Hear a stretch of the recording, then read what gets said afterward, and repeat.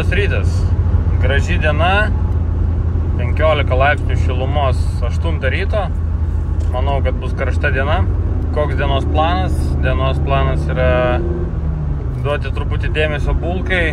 Pas bulką atsirado žiaurus girgždesys, bet atsiranda ne visada. Praeitą kartą automobilis buvo pas Roką garaže ir nerado to garso. Suremontavo kitus dalykus, tas garsas padažnėjo. Man tai labai panašu į amortizatoriaus atramas. Tas garsas būna sukant vairą. Tikiuosi šį kartą pavyks identifikuoti problemą ir ją pašalinti. Pats neremontuosiu, užtruks kėmetus daug laiko ir nemanau, kad čia labai kažkam įdomu, kaip tai daroma. Padarys Rokas, gal dar paprašysiu pas jį, kad pakeistų tepalus. Vakare laukia iš pirmo žvilgsnio labai paprastas darbelis, tai tikiuosi taip ir bus. Persivariau truputį malagą į kitą vietą ir prieš mėnesį, ar kada aš kai ją stačiau, pamačiau, kad laša kažkas, aš maniau, kad ten yra antifrizas, bet šiandien pervaręs užuodžiu labai stiprų benzino kvapą ir labai nesunkiai radau problemą. Problema yra va tenai. Ant starterio tiesiog buvo balutė benzo, kas yra ganėtinai pavojinga, tikrai lengvai gali kilti gaisras. Ir radau problemą. Štai šita žarnelė yra kiaura. Tada pamačiau, kad jinai keliauja į kuro slėgio reguliatorių, kaip suprantu. Kuro slėgio reguliatorius, kaip ir dauguma automobilių, reguliuojamas vakumu. Čia yra kiauro vakumo žarnelė. Tai dabar tiesiog išsimsiu kelis pavyzdžius žarnelių, kokių man reikia. Pasimsiu šitą žarnelę ir pasimsiu šitą žarnelę, išsimsiu. Prieš tai nusifotografuosiu, kas kaip buvo sujungta. Ir tiesiog rytoj paprastai nusipirksiu žarnelių ir jas pakeisiu. Čia iš karto, bekeičiant šitą šlangutę, matau, kad man trukdys šitos žarnos, o jos keliauja į dujų reduktorių. Mane vėl apėmė idėjos išmontuoti tą įrangą.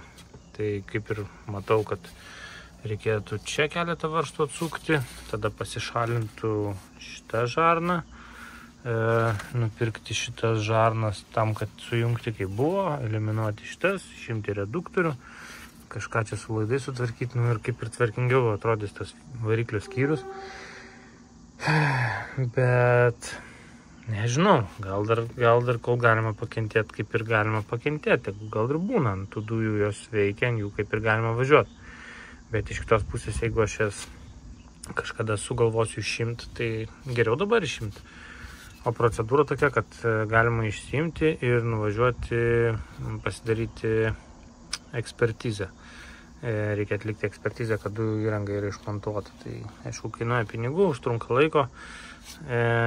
Tai pažiūrėsiu, pagalvosim. Dabar esmė yra, kad neužsidegtų jinai, tai pakeisim žarneles. Ir jau turiu ratus ir netgi padangas sugebėjau rasti. Tai rytoj turbūt jau dėsiu ratus čianai. Pažiūrėsiu, ar tinka, nes matmenys truputį kitokie. Pažiūrėsiu, kaip čia ant tos mašinos užsidės tie ratai. Ir kaip atrodys. Ir tada bandysim tiesint. O realiai tai aš čia, kodėl aš atsidūriau prie šitos mašinos, nes jau paimti lubų medžiagos. Noriu dabar, sėdžiu prie kompo, noriu užsisakyti lubų medžiagą. Ir truputį pamiršau, kaip šitą atrodo. Ir reikia išsimatuoti lubas. Kokio dydžio man reikia tos medžiagos.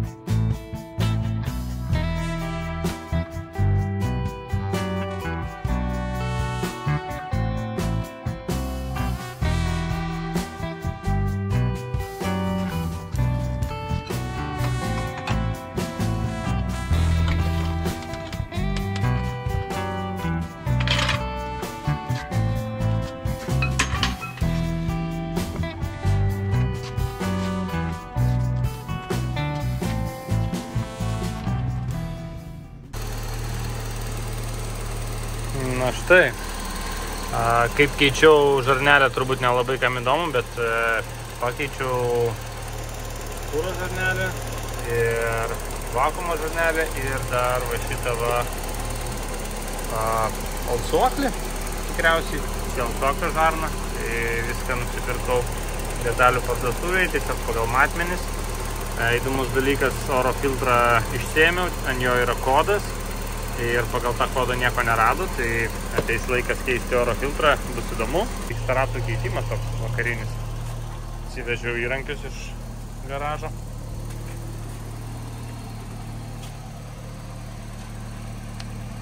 Štai taip atrodo. Manau, kad labai gerai atrodo. Truputį pergyvenau ne tiek dėl vaizdo, kiek dėl matmenų, ar niekur nesieks, tai viskas tvarkoja. Artimiausia dalis buvo vairo traukės antgelis, tai viskas tenai ok, tarpas yra. Tai pakeičiau tik tai 2. Dar 2 liko pakeisti, bet užsivedžiau tam, kad pervaryt. Tai jau, kad užsivesti reikėjo surinkti, kas čia buvo išardyta. Ir čia, kadangi labai mažas tarpas, reikės ją persivaryti į kitą vietą. Pasižiūrėsiu, ar kažkur tai dar kažkas laša. Tai pagrindė laša variklio tepalas. Karterio tarpinė 100%, vožtuvų dangtelio tarpinė šiek tiek. Ir matau, kad susitvarkė variklio apsukos. Buvo sukilusios dėl to, kad buvo kiaura vakuuminė žarnelė, per ją traukė orą. Tai visiška smulkmena ir susitvarkė variklio apsukos. Valio. Rytoj jau išvarau į atostogas, tai noriu bent jau ratus pakeisti, pasižiūrėti kaip čia kas. Ir bus pertrauka šiek tiek nuo šito automobilio ir nuo viso kito. O po atostogų grįšiu su naujom jėgom ir naujom idėjom, turbūt taip. Tai dabar keičiam antrą pusę ratų.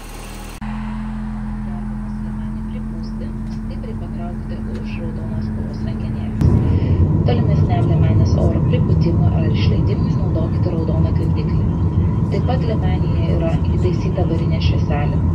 Liemenį pripūskite tik būdami už lėktuvo ribų. Prieš kylant įdėmiai perskaitykite saugumo kortelę, kuri yra prieš jūsų sėdėjimo vietą.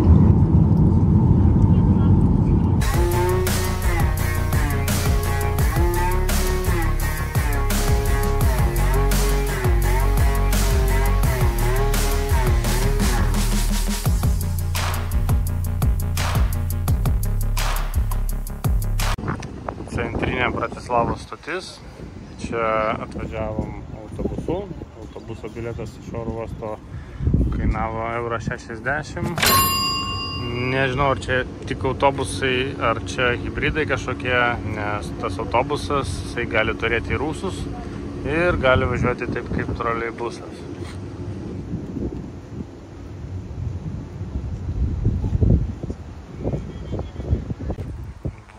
Turbūt, kiek mano žinios leidžia suprasti, čia yra hibridiniai troleibusai. Eisime pėstute. Nuėjau jau 2000 žingsnių ir bandom šiandien nueiti kuo daugiau.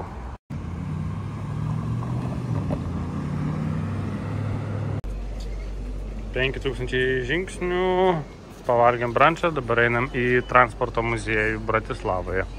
Mūsų laukia 1,5 kilometro žygis. Atvykom į muziejų, čia yra 2 salės. Pirmiausia, apeisim 1, tada keliausim į 2.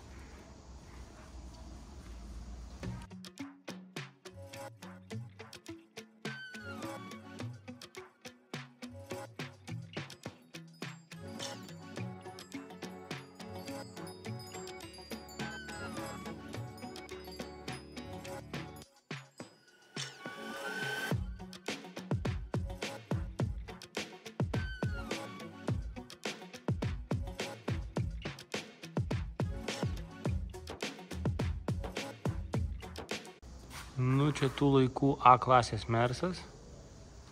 Visiškas. 4 durys, kompaktiškas, bet 6 cilindrai. 2 daugiau negu pas šiuolaikinius AMG.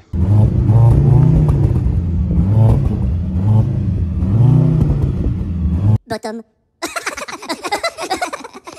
Hilarious.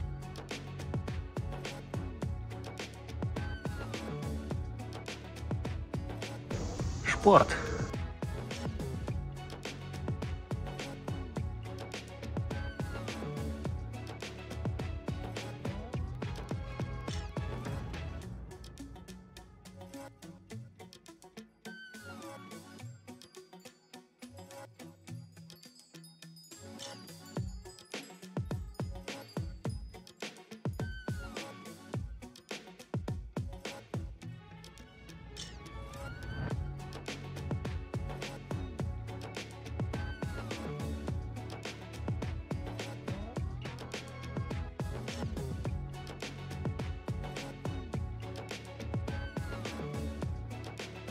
Akys kokios išsprogusios kaip pasvarlė.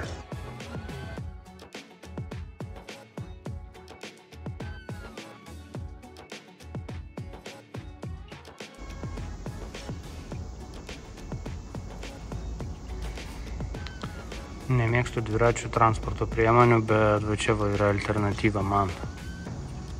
Va toks va krovininis. Galima vežti daiktus, detalės visokias. 3 ratai. Ir lėkys jau toksai retro. O čia yra dviratis kaip mano bajeris. Medinis.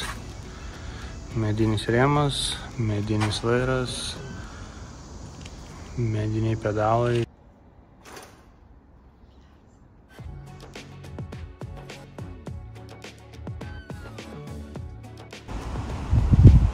Čia tokie va traukinukai. Vienas panašu, kad biškį daužtas. Nežinau, į ką čia reikėjo trenktis, kad va taip subirėtų jo stiklo pluošto kėbulas ir dar viršui būtų įdauža.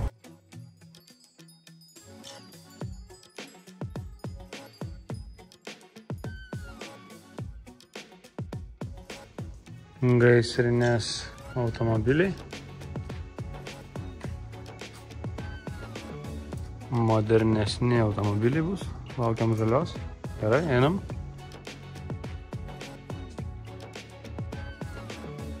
Tų laikų Barbora. Pristato prekes. Čia modernizmas jau bus kokių 95 metų. 89-92. Toksai tipo pikapas.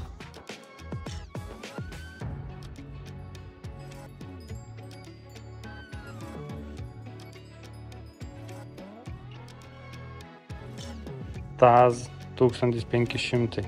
93 pradėta gaminti. Nu, šiek tiek atsilikęs dizainas, toksai labiau primena 70-us vėlyvus ir 80-us ankstyvus. Multicar, čia kažkoks tai vat, matyti oro uostės, kokiam dirba ar kažkur tai kažką veža. Čia turbūt, kad atsistoja operatorius ir važiuoja kažkaip, arba čia gal net atsilenkia sėdynę, bet ką žin. Lempos į tą pusę šviečia, kaip čia įvairuoti, nežinau. O čia tai Škoda tokia tipo. Nes lempos tai labai primena Škoda Favoritą ar Felicia. Labai panašu į Škodo prototipas. Toks tipo, nu, Latvija, kas atsimena. BAZ 1.3 variklis.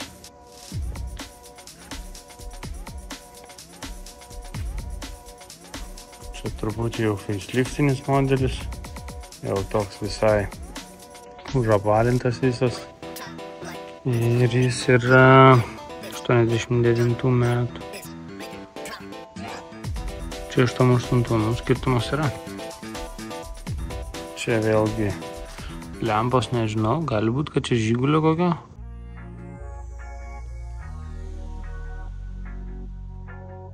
Greitosios pagalbos automobilis.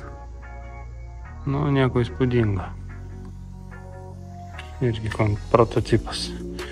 Niekada tikriausiai taip ir neišgelbėjo nei vienos gyvybės. Bet matyt, kad pagal planą turėjo labai greitai važiuoti. Čia turim šaltibarščių spalvos Fiat. Polski Fiat, beje, sutapimas ar ne, bet aš su tokia maikė šiandien. Tai jis čia toks su užtrauktuku. Nu, čia jau Žigonas. Kapeika, turbūt. Škoda Felicia. Labai gražus automobilis. Va, favoritas. Rimtai, va, kaip dabar su tom lempom. Vagi tos pačios lempos. Taip. Favorito lempos, taip ir galvoju. Čia irgi visai graži Škoda, užapvalinta tokia. Gražios proporcijos. Fainas dizainas. Ir matau tave, fainas dizainas, ar ne?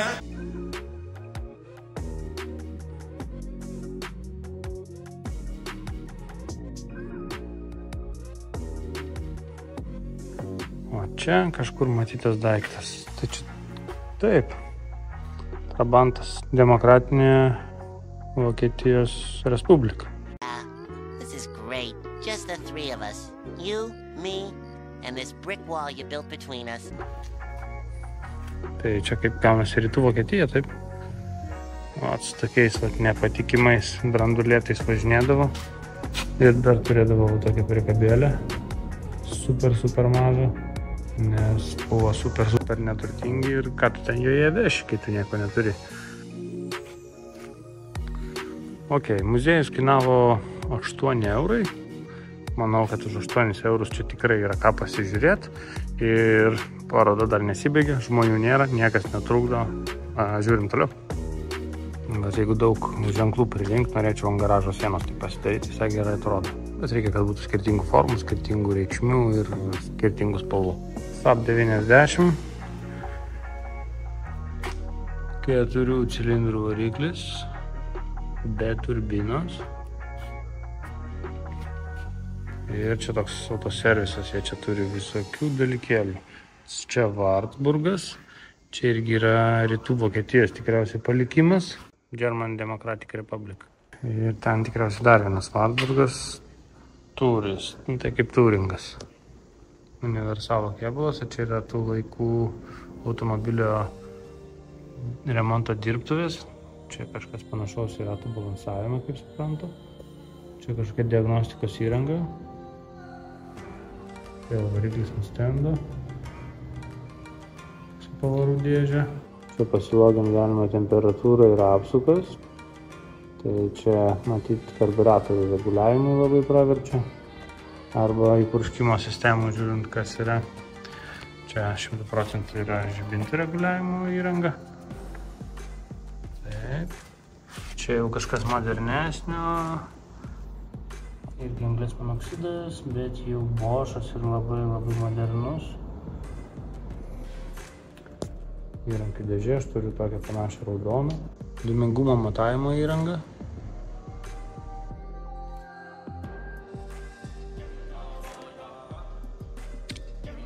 Viešojo transporto stendas ir tikriausiai keli gerai pažįstami eksponatai mūsų Vilniaus gyventojams. Galėtų padaryti, kad savo ką nors... Gal ir galima.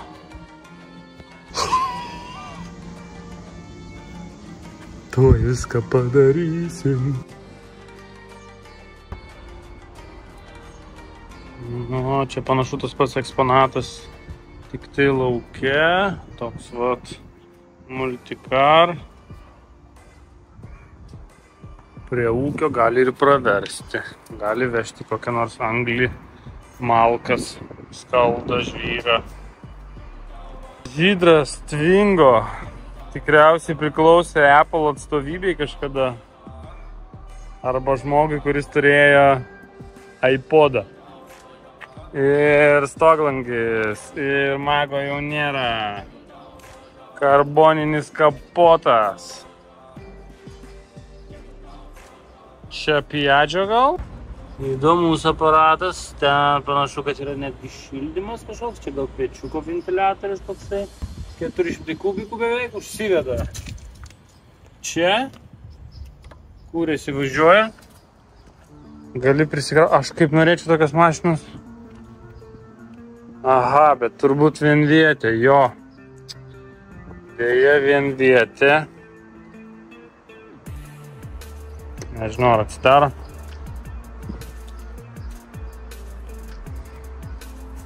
Žiauriai fainas dalykas būtų tikrai pralinksminti žmonės su tokiu atvažiuoti, pavyzdžiui, į parduotuvę apsipirkti. Nu, čia panašu, kad alkūninis velinas ir stumoklis vienas iškrito. Čia mini siaurukas kažkoks tai. Vieną pedalą turi.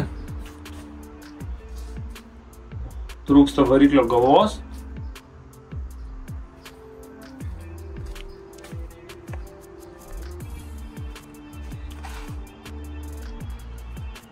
Su dizainu nepersistengta tiesiog. Kampas, kampas, kampas, kampas, kampas. Tokio dalyko aš tikrai norėčiau. Įdomu, jeigu pas mus Lietuvoje su tokiu važinėti, ar čia kokių čia teisų reikia, kokios čia kategorijos. Čia. Ne, 300 kubikų, tai kažkokios kategorijos reikia. Norėčiau. Bet gal B? Gal B?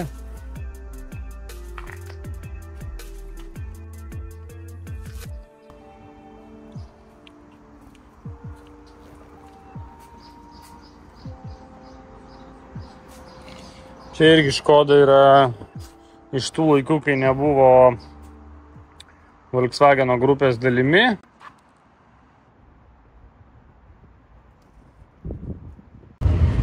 $10 000 žingsnių šiandien jau įveikta, todėl važiuosim tramvajum. Kažkas nesuvyko. Sugadinau aparatą.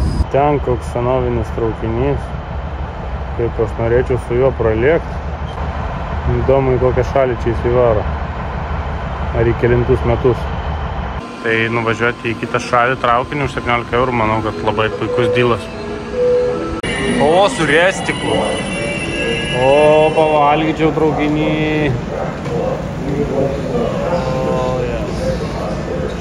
O kaip čia dabar žinot? Ir čia su restiku. Su restoranu, Gintarė. Yra restikas.